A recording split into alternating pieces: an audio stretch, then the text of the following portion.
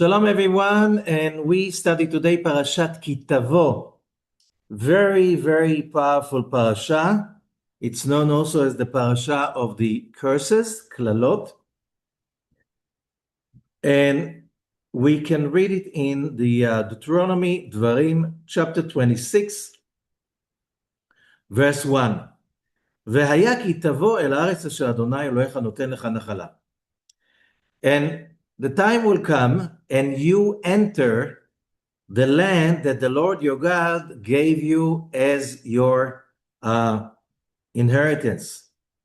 And you will take it and dwell and settle in it. And then there is the whole thing about when you farm, the first crops, bikurim, that's the name, bikurim, you will bring over to the place that God will choose to be the place of the temple. And uvata el Kohen, and you come to the Kohen that will be on those days, and you have to tell him, there's a whole thing that you have to tell him. And by the way, these are the opening verses of the part of the speech is the opening verses of the Passover Haggadah. Talking about the story of the Exodus and coming to the land of milk and honey. And now, to be thankful, we bring you, God, the first fruit of the field. And that what is important, we'll see it a few times. Verse 11, V'samachta b'chol hatov, and you should rejoice, should be happy. It's a very simple Hebrew word, okay? It's not very different than today's word, Hebrew. V'samachta means you'll be happy, you'll be glad. B'chol hatov, with all the good, asher natan lecha Adonai Elohecha, that God, your Lord, gave to you and your household. You and the Levite and the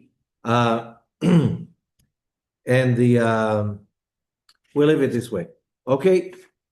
Whoever lives amongst you. So these are the rules of bikurim, tithing. It goes in the same breath, which means when we tithe is a way of thankfulness. When we give 10% of our profits, this is very important because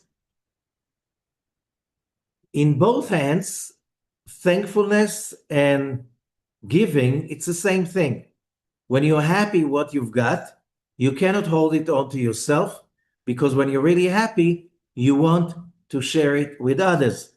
If you want it to stay with you, then share it with others. It's like you cannot separate one from another.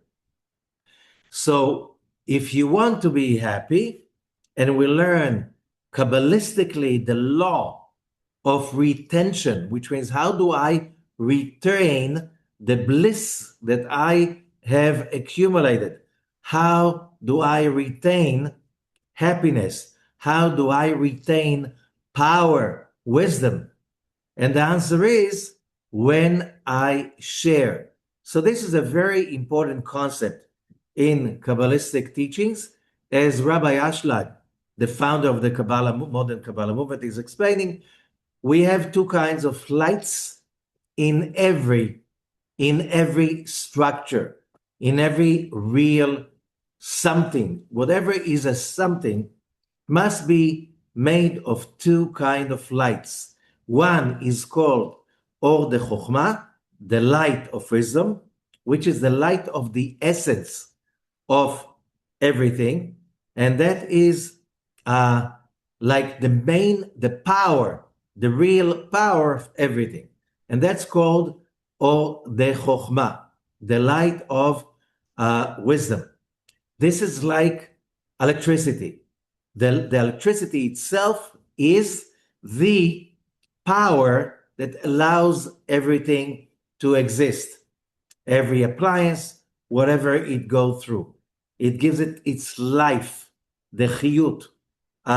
But in order to sustain it, So the power, the raw energy power, light of wisdom, does not burn down whatever it flows through.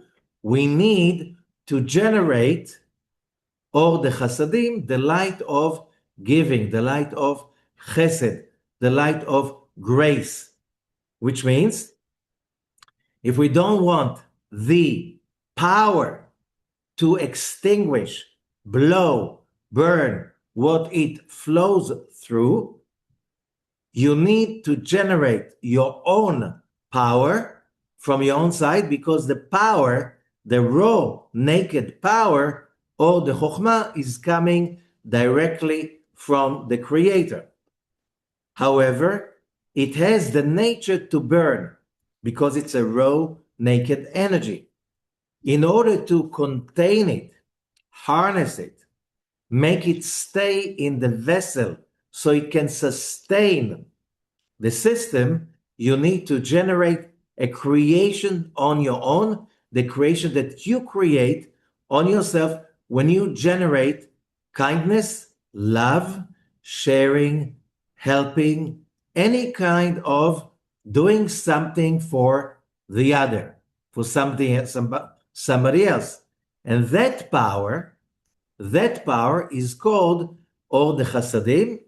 And here we have that concept explained to us, emphasized, but we'll see how that concept runs through the whole parasha. So, of course, then the next thing, verse 16, היום הזה אדוני אלוהיך מצווך לעשות את החוקים האלה ואת המשפטים. To emphasize what I just said, it says, today, the Lord your God is ordering you to make, to do, to act upon all of these laws that, and you should observe and do them, act upon them. בכל לבבך ובכל נפשך, with all your heart and all your might. This is really important to understand, because what it says basically is, here are the rules, that's how it works. It's not a game. It's not a game, which means if you really want to connect to the light of wisdom, to the essence, to the power, to the naked energy, and you just have to want, and there are ways to make that connection. Making money, alcohol, food, sex, drugs. There's so many things that can make you feel the power. However, there are rules, and the rules say this is the power of life and the essence of the power of life, which is called the chokhmah, the light of wisdom. It is dangerous when it's flowing on its own, without the chasadim, without the light of chasadim, the light of loving kindness. I don't think there's a very good word in English, maybe grace. Okay, whatever we say. Or the chasadim, that's the concept. And the light of wisdom comes and goes, because you see some people with a lot of power, then they don't have power. It's like electricity. Sometimes you can turn it on, sometimes it's being turned off, or when there's a short circuit, then there's no flow. How do you turn raw naked energy into bliss? You need to activate, to generate on your own. Remember, the light of wisdom is coming directly from the Creator. It's a light of the essence of everything, every atom, every mountain, every planet, every star, every galaxy. It's all a different manifestation of the light of wisdom. However, for the light to flow and turn into bliss, you need to create on your own, to be a creator, of that power that is called Or the Chasadim. So if you think that when we do favors, when we share with others, when we care for others, when we love others, we do anyone a favor, no. We create at that moment when it's with all our heart and might, which means when it's really authentic and genuine, we create at that time that power that is called Or the Chasadim. Or the Chasadim stays with you for eternity. What it says, V'tzidkato omedet la'ad.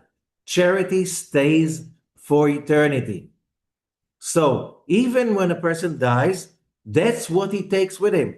Not the Or the Chokhmah that he drew, but the Or the Chasadim that he created on his own in acts of kindness, caring, sharing, doing anything of chesed to others.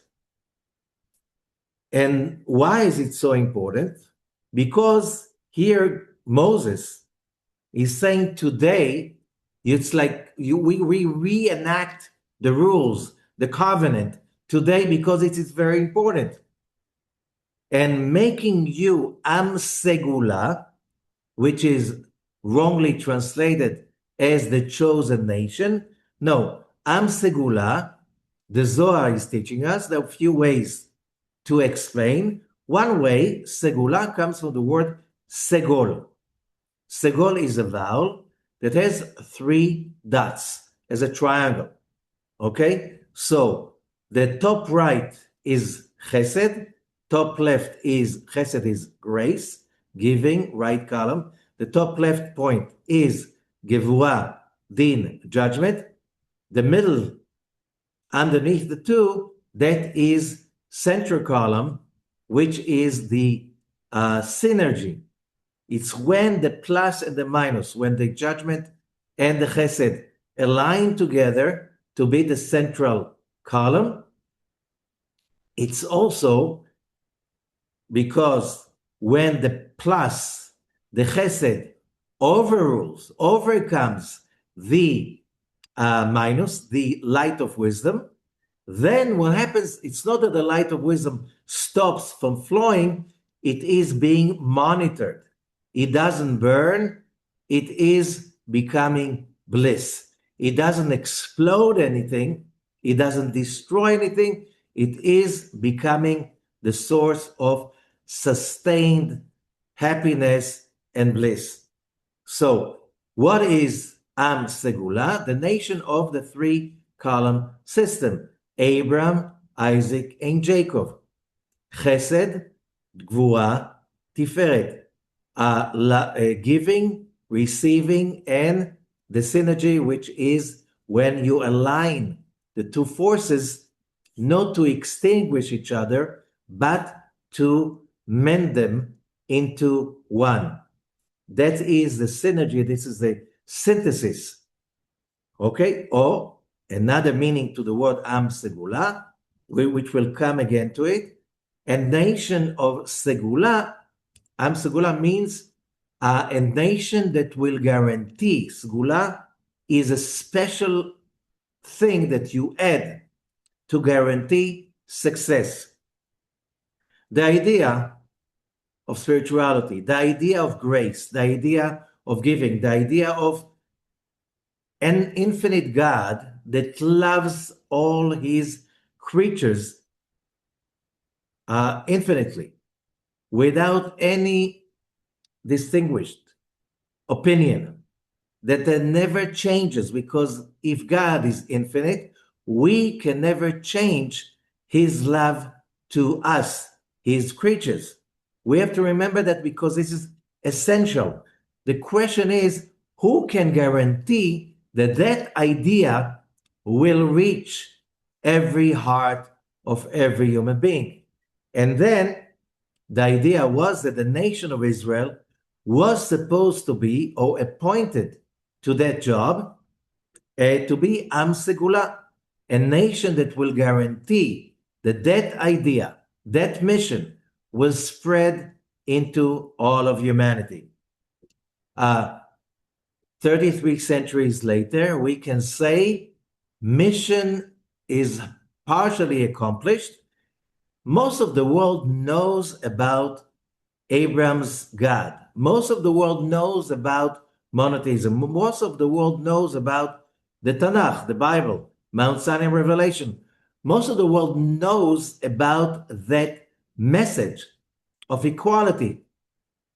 Unfortunately, most of the world does not understand it properly, and therefore, most of the world is still, in a way, uncomfortable about the idea of the Am Segula, which means the idea that you have to change, and we'll see it later on, if you really want to connect to the infinite, unconditional loving of the Almighty God, the infinite God of Abraham, Isaac, and Jacob, you need to create on your own the Od Chasadim, the vessel for the bliss to come and flow through you, which means God is giving the Od Chokhmah.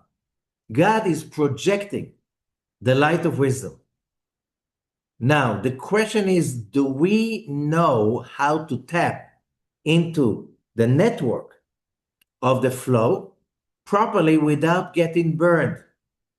And that's why it says we have to be careful. That's what the Torah is saying. Be careful, because going through these rules, it's not a game. Don't be light-headed about it. Now, in Hebrew, being light-headed, remember something very important, is kalut rosh. That word can be really easily, as the Zohar is explaining, be transformed just a little bit into klala. What is klala? A curse.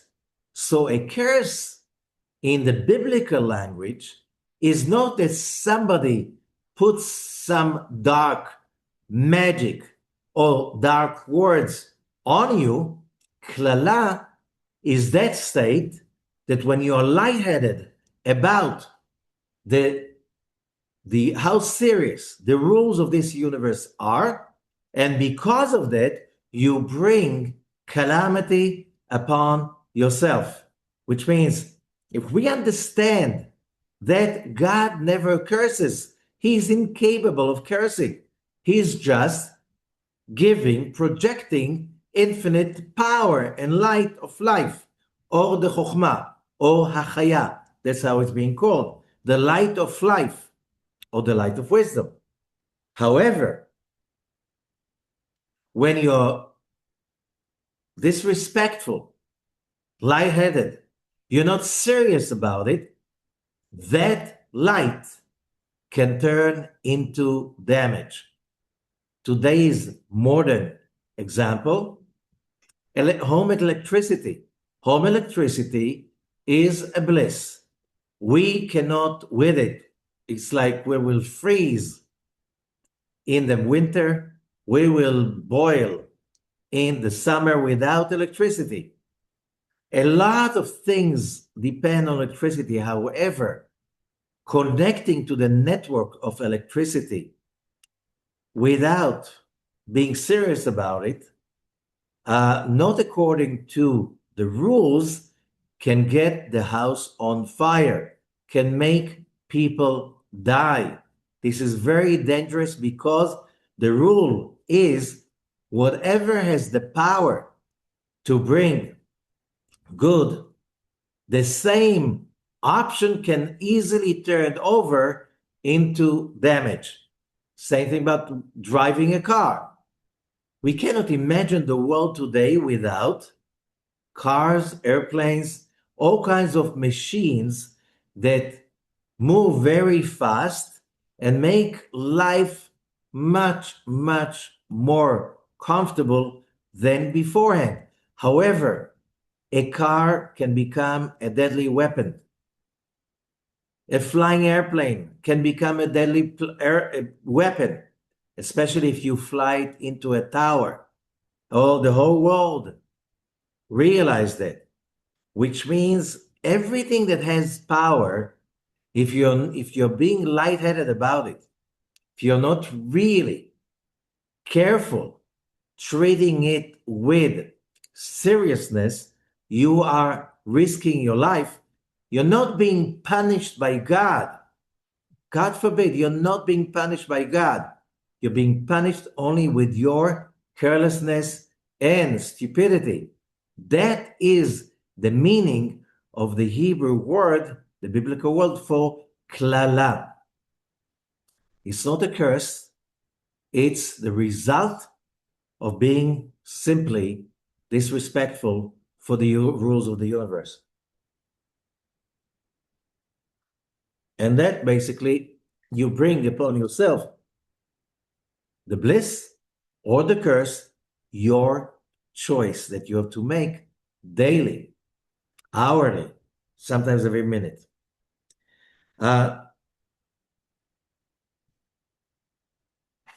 So this repeats itself, and then we come to verse 26 on chapter 28. Sorry, it starts earlier. I just skipped a few pages. Okay, so if we go to chapter 27, verse 13, ואלה יעמדו על הקללה, בהר עיבל וראובן, גד ואשר, וזבולון דד ונפתלי. When you come to the promised land, then the whole nation would go to Shechem, the two mountains next to Shechem. One is called Har Eival. 6 tribes will stand there to witness the power of the klala. And 6 tribes will stand on Mount Gerizim for the bracha, for the blessing. And then everybody will say, verse 15, Arur ha'ish asher yaseh pesel u'masecha. And the whole nation will say, Amen. There are many kind of, who is Arur? Arur is somebody who is not blessed, the opposite. No, the word is not cursed. It's another thing. I cannot translate it into English. English is not made for that. But there is something, it's kind of, in the word Aur, you find the word Or, light. That's the opposite. So how do you get yourself in the realm of darkness, the dark side of reality? Okay, so then verse 15, when you make yourself idols. Then verse 17, when you curse your father and your mother. Again, makle, when you're lightheaded with the honor of your father and your mother, the same concept continues. Verse 17, whoever is trying to take other people's land, trespass. And then verse 18, whoever is making the blind fail, which means anyone who doesn't know what's going on, not necessarily physically blind, and you get them off the road by giving the wrong advice or giving them an option they cannot refuse that will bring them into the pit. Okay, that's not blissful. Then whoever is changing a court, trial, judgment,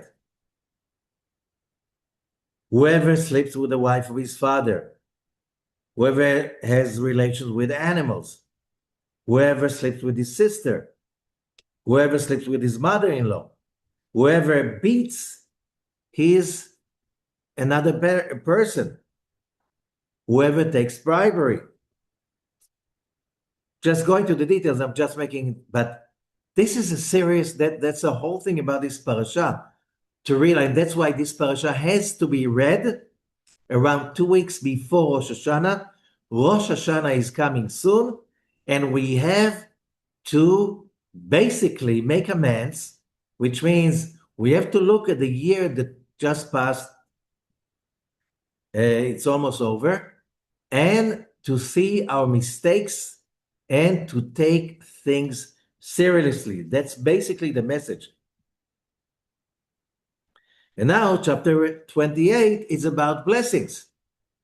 If you listen to Lord your God and you follow these rules, you will become above all the nations of the earth.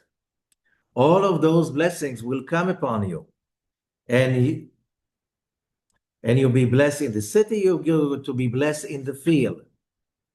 Your children will be blessed, the fruit of your land will be blessed, the fruit of your livestock will be blessed. And it goes like this, like amazing blessings.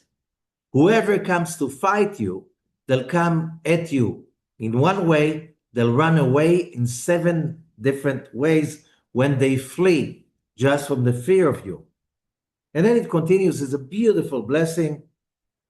Verse 12, Yiftach Adonai lecha et otzaro hatov. God will open for you his treasure from the heavens to give you the metar artzecha. Metar in Hebrew means rain. It also means, in Hebrew, there are 2 words for rain, geshem and matar. Geshem means to materialize. Matar, to materialize. If you understand that, somehow it went to English. When the blessings materialize, this is the root. It's either geshem or matar. Materialize be'ito. When your blessing materialize in the right time. Let's say you get a lot of fortune, but you don't know what to do with that and you lose it. Or you get the fortune exactly when you need it to invest into your vision. That's when the bliss is materialized on the right time. When you get what you need, whenever you need it, not when, or like you say, oh, a few years ago, I got it, but I didn't know what to do with that. Anything. And it's going to be, and it's also Vera'u kol amei haaretz, and all the nations of the earth. We see that the name of God is being called upon you. That's one of the reasons. Unetancha Adonai, verse 13, chapter 28. Unetancha Hashem lerosh v'lo lezanav, and God will make you a head and not a tail. This is one of the blessings we start the New Year's with. You'll be only above and not below. All of that when you follow the path that the Torah puts in front of you. However, verse 15, it happens to be that you do not listen. And all of these curses will come upon you. And then these are curses, and I say it every year again. The curses are so terrible that in many synagogues, when they are being read on Shabbat, it's with a lower voice. It's like the one who reads, supposed to read loud so everybody can hear, he has a problem saying that. Nobody wants to get that aliyah. Nobody wants to be the one who being called to the Torah for that reading. And usually, maybe this is why when Israelis get very upset, they curse in other languages. Israelis curse either in Russian, in Arabic, today also in English. They don't use these curses because they're very scary. They simply curse in foreign languages. So still, those curses, 53 of them, are really, really hard. And it says in chapter 28, verse 47, תחת אשר לא עבדת את אדוני אלוהיך בשמחה ובטוב לבב. Why all of that? Because you did not serve the Lord your God with happiness, again, it repeats, and with a good heart. Merov kol, appreciating all the bliss that you have. So this is a very powerful concept. And that brings us back to that concept that we spoke about it in Parashat Ki-Tevo. In Parashat Ki-Tevo, last week's parasha, it is a very focused in the Zohar commentary, Parashat Ki-Tevo, about bad mouthing. Bad mouthing, not a person, bad mouthing the situation, which means everybody knows the saying that you cannot choose what happens to you, but you can change your reaction. You can change your attitude towards what happens to you. This is very crucial because, and it repeats itself over here again. When we look at the creation, when we look at what's happening around us, we have to remember that our choice is how to perceive reality. We have two places to perceive reality from: a place of light, happiness, appreciation, or a place of darkness, grudge, complaining, victim. It's the choice we have to make, as I said, not just every day, many times every hour, sometimes every minute. This is the most important choice, and that's basically the idea of real, true free will. Why is that important? Because I said it many times and I'll repeat it again. Today, we have science to support that idea. When science put billions in psychology research to choose to find out what does really work, and what did they do? One of the things they did was, like an American research, is checking all of these people that made it, that really made it big. And all of them had one thing in common, which is called positive psychological capital. The people had a positive psychological capital. They had the ability to transform it into a physical capital. So what does it mean, positive psychological capital? You can search on the net and you'll see in much more broad explanation. It's very important to read it, especially now before Rosh Hashanah. And it says very clearly, the people who made it, they had a positive outlook of everything, which means optimism. They had a great, positive, happy vision about their calling and their vision about life.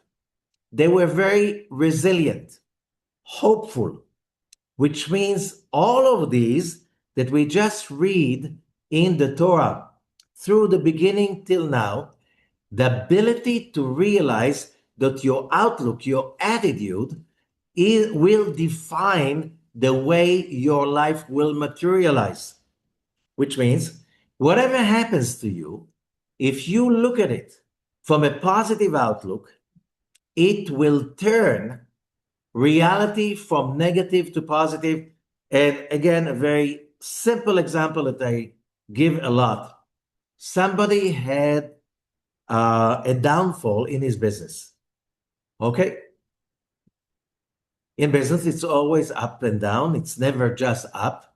And if you can't take it, don't go into business. But that's how business goes. Sometimes you really make it, sometimes you lose. All the great rich people, it's not that they make money all the time, they also lose a lot of money. Okay? But they don't give up. That's a difference. Because their vision and their resilience is so powerful, so optimistic, they overcome the fall and the pain and the rejection, and they never stop trying. As King Solomon says in the book of Proverbs, Sheva yipol tzadik vekam, the righteous will fall 7 times, and will rise again and again. And that's why he's going to make it.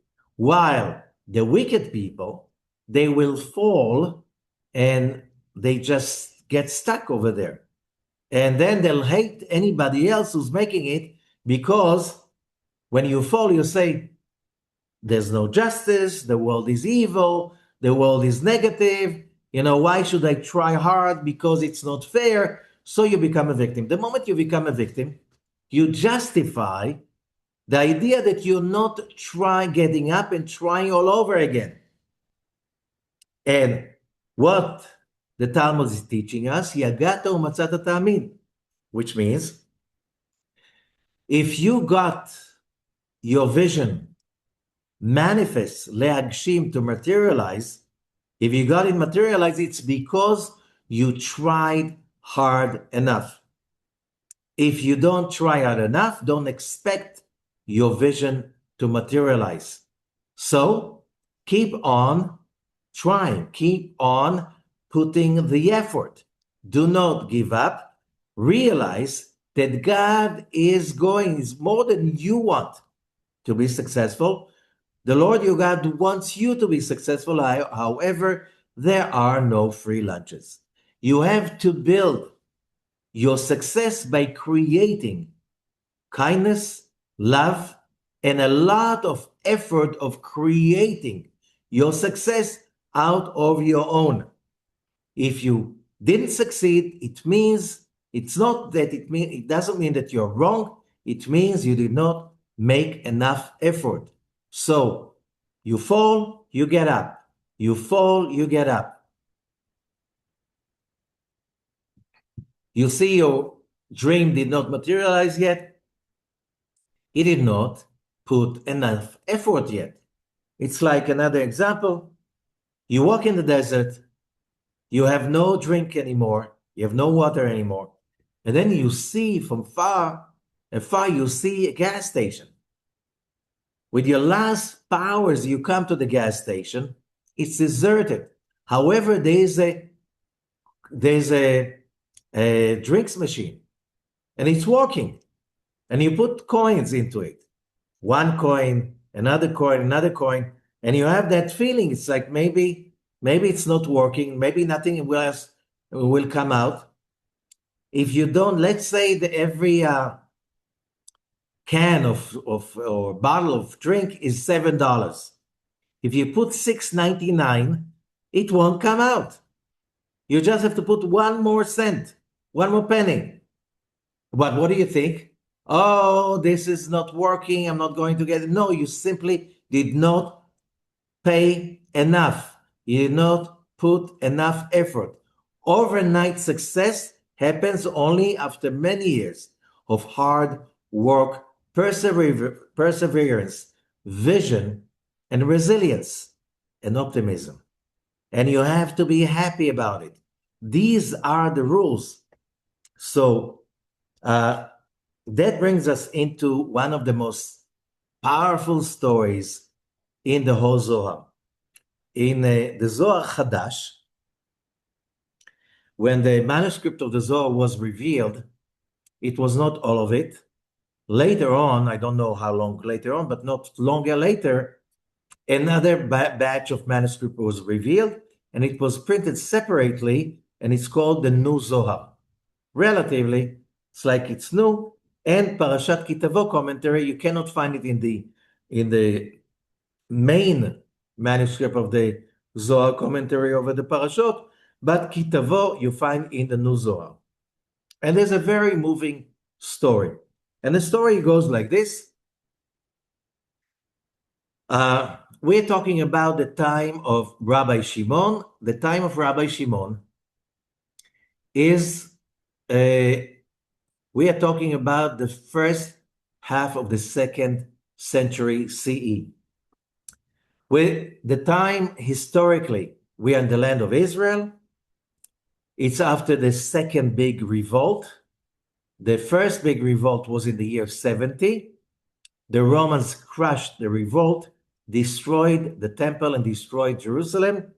From that moment on, Jews were not allowed to come and visit the ruins of Jerusalem. However, the rest of the country stayed somehow intact. Most of the Jews stayed on their land. 65 years later came the Bar Kokhba revolt. This revolt was much more organized than the first one, and it dealt a lot of beatings to the Roman imperial army. I think like 10 legions are being destroyed by Bar Kokhba. This time, the whole area of Judea, which is the southern part of today's Israel, was destroyed, and most of the Jews were sent to exile, sold as slaves, and so on. Not all of Judea was destroyed. The southern part of Judea still was standing. The coastal plains survived. The Galilee survived. The eastern bank of the Jordan. A lot of Jews survived. Still, it was a big blow. And Adrian, the Emperor Adrian, he did two horrible things for the Jews. He rebuilt Jerusalem, called it Ilia Capitolina, and built a temple for Zeus instead of the Holy Temple. And he renamed Judea as Syria Palestina. After the Philistines that disappeared 500 years earlier, 600 years earlier, they were extinct already then. Still, the Greeks knew the name of the place as Philistia or Palestina, because whoever lived on the coast were people that came from the area of Greece. They had Greek genome, and they were called Philistines because it's coming from the Hebrew word pleshet, plishtim, which means the invaders or the squatters, because they were not locals. At that time, the whole Levant spoke Hebrew, different dialects of Hebrew, the Phoenicians, the Moabites, the Canaanites, the Ammonites, the Israelites, all of them spoke Hebrew. They spoke something else. Nobody knows exactly. However, genetical DNA research found they came from Greece, like Crete, other islands of Greece, and also they brought their own pottery and culture with them. They were foreigners. That's why everybody called them Plishtim, the invaders, because they were not local. They were colonizers, squatters, invaders. That's how everybody looked at them. They basically assimilated and disappeared. As basically the last time they were seen in history was in the time of the Assyrians. So that's even not 600 years before, 800 years earlier. But now the Romans call the place, instead of Judea, they call it Syria Palestina. And they became very hostile to Jews. Rabbi Shimon had to run away as one of the greatest leaders of Israel, and also because he was really strict about not approving the Romans. He ran away, the Zohar says, and he hid in a cave. It says in the Midbara de Lud. Where was it? The cave was outside of Lydia, Lud, which is today where it's a center, still a center of Israel. It was still, that area was still heavily populated by Jews. Okay, and he was hiding in a cave outside the city. A miracle happened. A spring started to spring from the stone, and a great carob tree grew over the cave, and he ate from the carob, him and his son Rabbi Eliezer, and they drank from the water. That's how they survived for 13 years. How is it connected to our parasha? Verse 2, יום אחד הבו חכימיה בבי מדרשה שואלים, ואמרים קללות שבתורת כהנים, עינון כנגד בית ראשון, קללות שבמשנה תורה, כנגד בית שני, וגלות אחרון. בקללות שבתורת כהנים, יהיו יתבהו הבטחות, וחביבו דקודשה בכל ישראל. Okay, so the sages, Tanaim, Rabbi Shimon's colleagues, they were sitting in the academy and talking about those chapters of curses. The two of them, one at the end of the book of Leviticus, Bechukotai, the other one here in Parashat Ki-Tevo. So these are the curses of the book of Leviticus, which is also called Torat Kohanim, the law of the priests. And these are the curses of Mishneh Torah, the book of Deuteronomy. Okay, so it says that the first ones were hinting on over to the first destruction of the first temple, 586 BCE. And at that time, prophet Jeremiah also prophesied that the temple will be destroyed. However, 70 years exactly later, the temple will be erected. So exactly at that time, that was around the time of the story of Purim, Mordechai and Esther, the book of Esther, that was the time that, because the whole story of the book of Esther was about getting the permit or re-establishing the permit of the Persian Empire to rebuild the temple. King Cyrus gave the permit after he took over the Babylonian Empire. However, that permit is being revoked because of all the neighbors in the region applied to the throne not to build the temple, that the permit is being revoked. The whole story of the fight between Mordechai and Esther against Haman was about not allowing the temple to be rebuilt. The moment Mordechai and Esther won the duel against Haman, and Mordechai came into power, the result was reestablishing the permit and rebuilding the second temple exactly 70 years after the destruction of the first temple. That temple existed for many years. It was destroyed in the year 70 CE. Now it's 70 years later. The Bar Kokhba revolt had been crushed.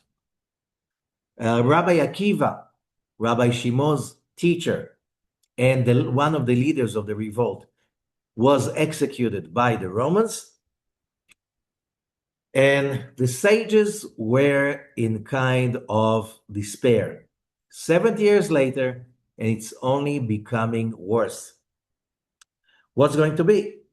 And they were saying in the first batch of curses in Leviticus, it was really clearly established over there. Don't worry, there were blessings and promises over there saying that sooner or later, don't forget, you will be in exile, you'll suffer in exile. However, that will be over because God will never forsake you. That's in Leviticus. But here in Deuteronomy, there are no promises. There are no promises. There are no expectations. There are nothing. And the sages were saying these curses relate to the second temple destruction. Are we going to be lost in exile forever? What's going to be? That was the place. So they were kind of confused. You know what? 70 years after the destruction of the second temple, and then after the failing of the Bar Kokhba revolt, Bar Kokhba took over Jerusalem again. They rebuilt the altar. They didn't have time to build the temple again, but they wanted to delay the construction of the Roman city, Ilia Capitolina, that Emperor Adrian wanted to erect instead of the temple. So what happening? What are we going to do? They were kind of lost. Okay? So this is the place we are talking about. They said among them, this is horrible. What does it mean? We don't know what's going to happen. But if Rabbi Shimon was here, it would help us. But he ran away. Nobody knows his whereabouts. And if somebody knows, nobody's allowed to tell because that will endanger Rabbi Shimon and Rabbi Eliezer. But then later on, Rabbi Yossi, I'm reading verse 4. Rabbi Yossi, ben Rabbi Yehuda, got up one morning and he saw all of these flying birds. There was a dove over there. And Rabbi Yossi started to call Yonah, Yonah Ne'emenet, loyal dove from the time of the flood, the dove of Jonah, that dove that brought the branch of olive to Noach to show that the flood is over. You are the right one to be my messenger to Rabbi Shimon.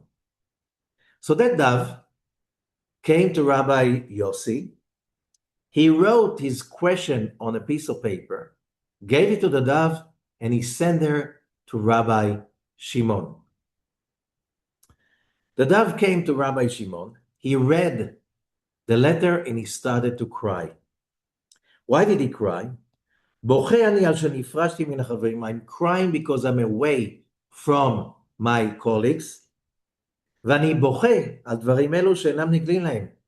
I'm crying because they have a hard time with the length of the exile and the power of our enemies, the Romans. They are in doubt. What will do the last generations? Rabbi Shimon knew that this exile will be very, very long, centuries long. He didn't say 2,000 years, but many centuries long. What will the last? If these are my colleagues and they are holy, great sages, all of them were great Kabbalists, and they have a hard time with that, with the length of the exile. What about the last generations before the redemption? How would they be able to look at it? Rabbi Shimon was really, really into crying and sorrow. Betokach ba Eliyahu Zal. He was crying. Elijah the prophet came to Rabbi Shimon. He saw that Rabbi Shimon is crying. And he said, בשליחות אחרת הייתי מוכן אתה, ושלחני הקדוש ברוך הוא לשכך את דמעותיך. God sent me to tell you not to cry. Rabbi, לא היה צריך לגלות דברים אלו לצדיקים. He was like Elijah in pain, but we cannot tell the secret to the righteous.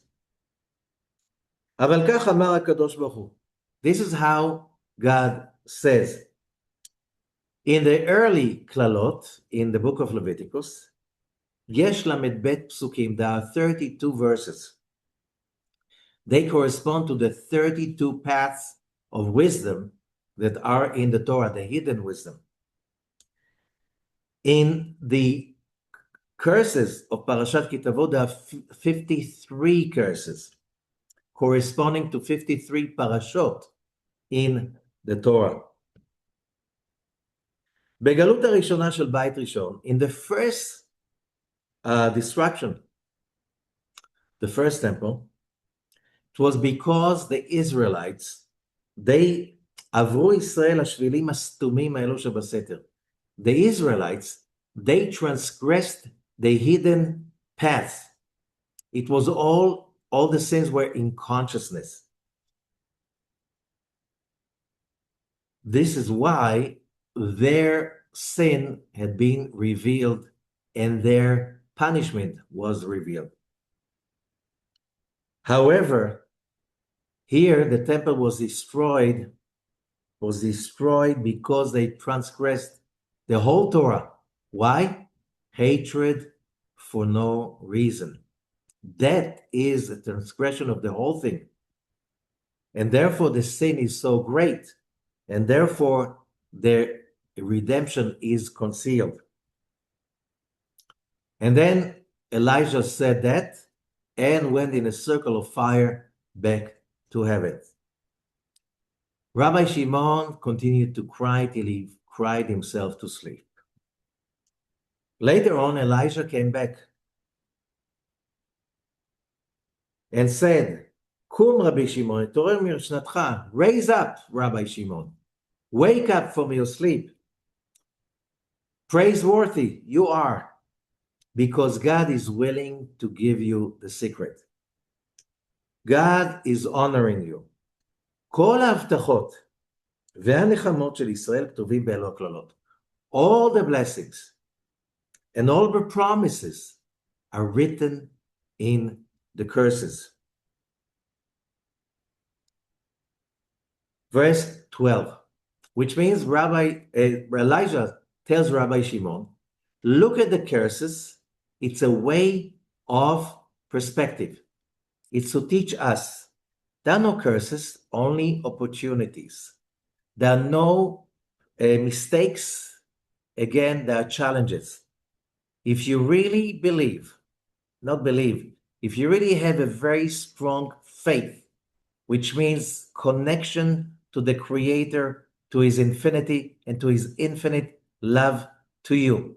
If you really have that connection, when things go wrong, you know it's all for the good.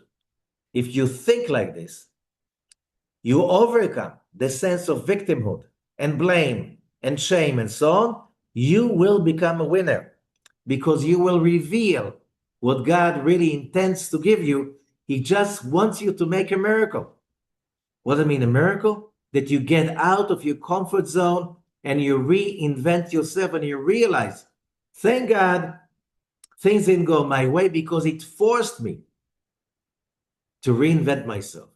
And that's how I created my real success. Think about it. The great successes came out of bitterness, came out of pressure, came out of failure. But it came out for people not giving up. And the worst of all of them, as a proof, Elijah tells Rabbi Shimon, notice that, and that you can find that what looks like a curse, chapter 28, verse 61. גם כל חולי וכל מכה שלא כתוב בספר התורה הזאת, יעלם אדוני עליך עד ישמדך. In most places, it's being translated, and every disease and every plague that is not written in this Torah, God will bring them upon you till you're being exterminated. Terrible. Israelis, even people who don't know Torah, but they use that. When things are really horrible, they say, they use Maka shelo k'tova b'Torah. They quote this verse, even without knowing. A lot of them don't even know that they're quoting the Torah. This is a plague that is not written in the Torah. That's what you say in English. Incredible, impossible, which means it's the mind cannot perceive it. What does it really say? Elijah is asking Rabbi Shimon. If you read carefully, it does not say will bring upon you, ya'aleh. It says ya'alem. Ya'alem means in Hebrew, will conceal, which means there's no plague or disease or a curse that can really exterminate you or bring you into oblivion. This is not a curse. it looks like a curse, but it is really a promise that the nation of Israel will live forever, ever after. That's why we sing Am Yisrael Chai. The nation of Israel lives forever. That's an oath that God is giving to his nation. And then he says, so it's all about what Elijah is teaching us, Elijah the prophet. You look at everything that your first thing, your perception is that's a curse, that's a defeat. No, this is an opportunity. Today, it's all over the world. When you want to train somebody, to coach somebody for success, you don't have failures, you have opportunities. You're not being cursed, you're being challenged. If you keep thinking like this, you will be a success. Never, ever go into shame and blame.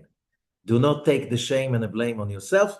Do not put the shame and the blame over reality, injustice, cosmic injustice, godly injustice. God's love to you is unconditionally perfect, infinite, and you can never change it, no matter what you're going to do, because the Lord of Abraham, Isaac, and Jacob is infinite. Infinite light and love. We cannot change that. We can only use that power wrongly and turn it, being lightheaded, turn it into a curse. But it's not that the power is wrong. It's the using of the power is wrong. So if you follow the rules, you go back to a real positive connection to God's network when you have a change of heart, of optimism, positivity, relentlessness, the resilience, sticking to a positive, great vision, and being a person of giving and sharing. And then comes something very powerful and very important. הסוף של כל הקללות והסיום שלהם, the end of all the curses, is where it says, this is in verse 68, chapter 29, 28. And God will bring you back to Egypt in ships on the road God told you that you shall never go there. And you will be sold over there to your enemies, to slaves and maidservants, and there are no buyers. We know those hundreds of thousands of Jews were led to slavery. First of all, the biggest commercial center of the Roman Empire, all over the Mediterranean, was in Egypt, was in Alexandria. A lot of the slaves were brought over there, and Alexandria had a Jewish community of 40% of its population. They bought a lot of Jewish slaves. Many of them were brought to Italy. That's how the Ashkenazi Jewish community started. Genetically, all Ashkenazi Jews have a lot of DNA from southern Italy, from Italy. You see, they went up from Italy into Europe. However, the most important thing is that yes, it looks like it happened, but Elijah says this is a prophecy, this is a promise.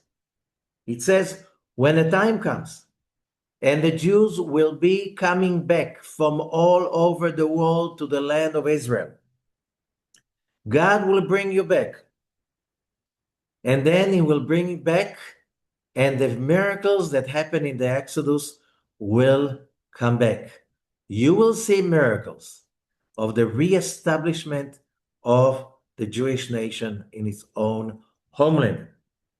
But then Elijah says, when they come back, when the Israelites will come back, all nations of the world will get together in a council. Okay? How to boycott, sanction, and criticize Israel. There was never a time in which all the nations of the world had one council. It's called the United Nations. And what is this council doing? Focusing over sanctioning, boycotting, and condemning Israel. And again, it says ba'oniyot. Oniyot means ships, but also it means betoanot. Ba'oniyot means false accusations. Apartheid state, killing babies, all of that stuff, false accusations. The whole world. And then a lot of the people of Israel, says Elijah, will think the whole world is against us. We are finished. How can we survive? But it says, read again what it says. It doesn't say venim kartem, you will be sold. It says vehit makartem, which is totally different. You will think in your heart that you'll be lost. Ve'en koneh, no buyers. But en koneh means really, says Elijah the prophet, no one can control you or rule you anymore. Not from now on. We live in these great times that we see the prophecy coming true in front of our eyes. And then Elijah continues, verse 20 in the Zohar, that will be in the end of days. והכל תלוי בתשובה, and it's all connected to Teshuvah, to returning, when we're returning to have faith connection with the network of the Creator, with His love, with His faith, with resilience and positivity and optimism. When you do that, you will see that happening. If not, you won't be able to see that. It's going to be written on the wall. Some people will see that, and some people will not. And you see today, Jews all over the world, some see that, and some do not realize that. Non-Jews also are divided right now among those who see that, the miracles, and the ones who are totally intimidated. What's the difference? הכל, כמו שכתוב למה תשכילו את כל תעשות, כי מי שיש לו לב, whoever has a heart, whoever has a heart that is the seat of God's love, will see the miracles. Whoever does not, won't be able to see the miracles. If you have a heart, you know how to come back, לשוב, Teshuvah, to your Lord. And that is what makes a difference. So, God bless everybody. It's not easy. These days that we're going through, it's looking like we are really in the end of days, and we simply have take it lightly, but we know this system works. These rules work. You have to be serious about it, and then put your heart and your mind into it, and you'll see amazing results. And the blessing will be manifested in your own life. Thank you so much.